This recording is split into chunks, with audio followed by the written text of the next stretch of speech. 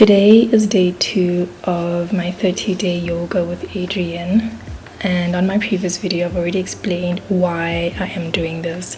If you haven't caught on, I will leave that video in the description box. On today's voiceover, I will be talking about how being married has positively impacted my relationship with money. This is a topic I've been wanting to talk about for a really long time, but I've been shy to talk about it because I mostly feel embarrassed about all the mistakes that I made with money in my early 20s, but I just want to be able to be open, honest, and transparent and share with you guys everything that I've learned and also how I've succeeded with my finances since being married. I think that it's really important to master your finances, or at least just get familiar with it when you're in your 20s. I think it's important to understand where your money is going, how to set realistic budgets, understand compound interest, get important policies like a funeral cover, healthcare cover, and a retirement annuity to secure your future, what your credit score is and how to improve it, how to read a bank statement, and most importantly, learn how to save.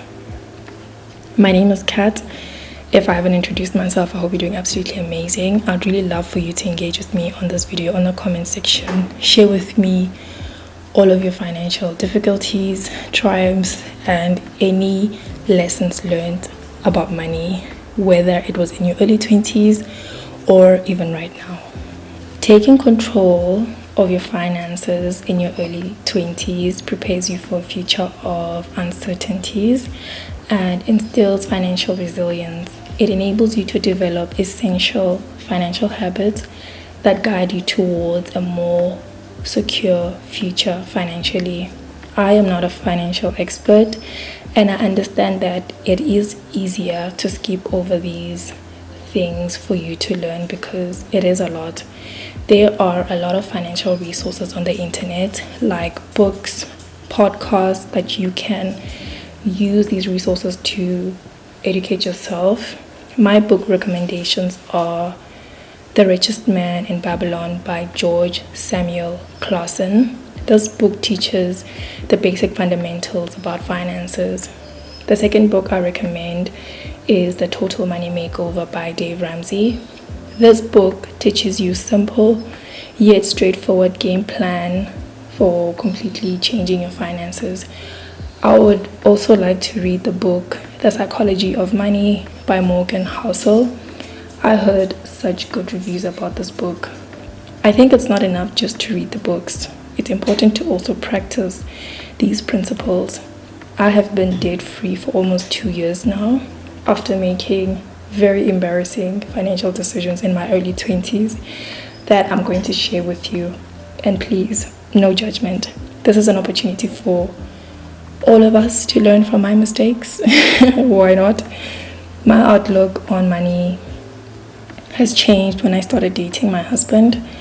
I felt so embarrassed when he asked for my hand in marriage, and I realized that I was the toxic one in the relationship, especially when it comes to money, because my financial status at the time was just horrible. So there's one time I decided to just send him a WhatsApp message, and on that message I sent him a list, basically a full picture of my finances, how much money I was making before and after deductions, what was my credit score at the time, how much debt I had at the time, how much savings I had at the time, which is not a lot. And I asked him, like, do you still want to marry me? Because I felt like I would be bringing the relationship down with my finances. And I really also understood how money can impact marriage badly. So I just wanted to make sure that he understands what he was getting himself into. I almost felt embarrassed because he was finally seeing my true colors. I spent the first year of my marriage reprogramming my mindset on the relationship I had with money by reading books and practicing these principles. I spent my early 20s having anxieties about money, whether I had enough, whether I was saving enough, if I can afford my future, and if I was going to eat sometimes, because I just felt like I had a lot of money coming in, but it was also going out at the same time. So let me take you back. I fell into the trap of lifestyle inflation when I was salary rich. Salary rich basically means that my money just felt like it was a lot before all of the responsibilities that kick in when you're an adult. I opened a clothing account so I can get started with my credit score. I said that with quotation marks. I bought my car after getting a salary increase. I got into cell phone contracts and a Wi-Fi contract. I got my medical aid as soon as I was old enough to be kicked out of my parents' medical aid, and that was so heavy on me. I went back to school to study diplomas for 3 years at a private institution, and that did not come easy. And getting my own medical aid and going back to school, that was an indication for me that my money was just not enough, and I was not managing my finances in the best possible way. I had also gone through all of my savings at that time, and that's when I started using credit cards and embarrassing enough, overdrafts. Yes, I said it. I had an overdraft. I was just biting off more than I could chew. Also, the lifestyle that I was living at the time was a bit too much for me, because I was going out with friends to expensive restaurants, and I was just doing a lot of expensive grooming and buying clothes that, looking back, I just couldn't afford those things at that time. I started being okay with being broke 5 days literally after getting payday, and I had super long months after that. As soon as I paid the rent, water, electricity, and bought food, I was fine. And getting into marriage made me realize that that lifestyle is not sustainable. So I needed to change my environment. I had to change what I was consuming, how I saw the world, and how that was actually impacting my finances. I used to watch a lot of lifestyle vloggers, my favorite people who would always promote overconsumption and made me feel pressure to always spend money. So I had to unsubscribe to all of those channels that made me feel bad about spending money, and I only had to watch content that was enabling me and allowing me to see my finances in a better way. So I started watching the Dave Ramsey show here on YouTube. Dave Ramsey is an American radio personality who offers financial advice on radio. I loved listening to this show for almost 8 months. That's all I would listen to. In the morning, when I wake up, I would listen to the whole podcast. People would call in and share their problems, financially, of course, what they were struggling with, how much debt they were in, how much money they were making, and how they can get out of debt. And I was listening to this show so much that I actually understood the Dave Ramsey baby steps off by heart, and I felt like I knew how to answer some of these people's difficult problems. It just wasn't enough for me to be listening to the podcasts. I had to also implement these steps so I can see it working in my own life.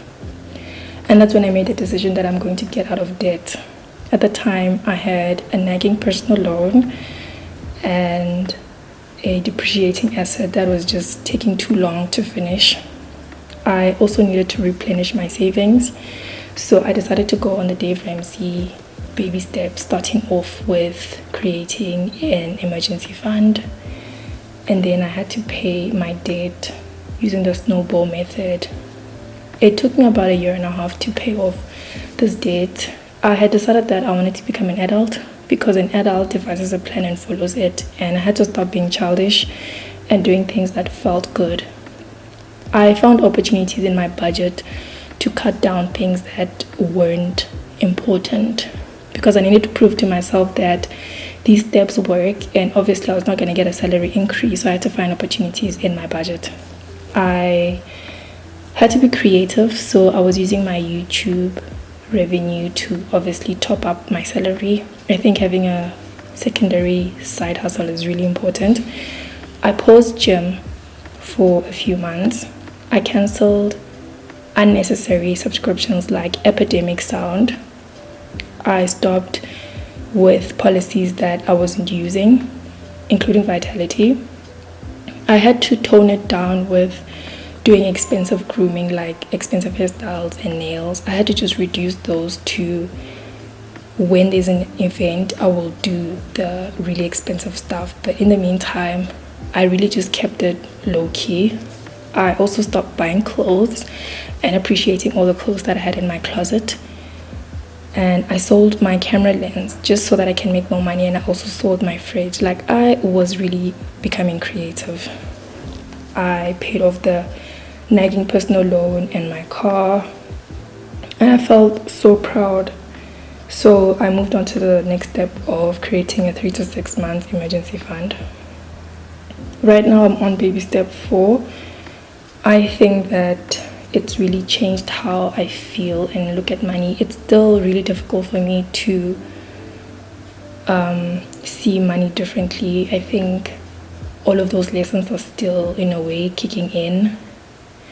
I just don't want to go back to living that unsustainable lifestyle anymore, because I can see how it affected me so badly. I don't want to have anxiety about money anymore. What I've learned since getting out of debt is that having a good financial foundation and delaying gratification is so satisfying. Saving for items for long periods of time feels amazing, and this is something I'm still learning. And I'm not as impulsive as I used to be. I can literally sleep on something for days, and then maybe at the end of it I just decide that I don't want the thing anymore because I did enough research on it, and I'm just not impulsive. And I don't let sales get to me. If there's a sale and it's something that I don't want, I'm not going to feel impulsive to buy it. I also make lists of things that I want in the future, and then when I see that thing, if I've saved up for it, I will buy it. I'm also not ashamed to say no to myself when I'm out shopping and there's something that I honestly can't afford at that moment, or if I'm scanning food at a till and the money is so much that I can't afford, I just let them cancel some of the things that I'm not going to buy because I can't afford it. I'm just not ashamed to say no to myself. I'm also not worried about my credit score right now because I don't have any credit. I'm also really focusing on building my muscle of saving for things. There are a few things that I'm saving for, and I'm really proud to say that I'm making a lot of progress on saving money.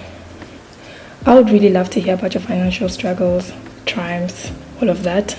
And like I said, I have a really lot of embarrassing stories, so nothing can faze me at this point. But I just wanted to share my experience with you so that it can shed a light that you're not alone, and it is okay to make mistakes with money as long as you're able to get out of a really bad situation like how I was and learn from it. I'm going to be 30 in 2 years, and I'm really proud of where I am with my finances right now. Thank you so much for watching today's video.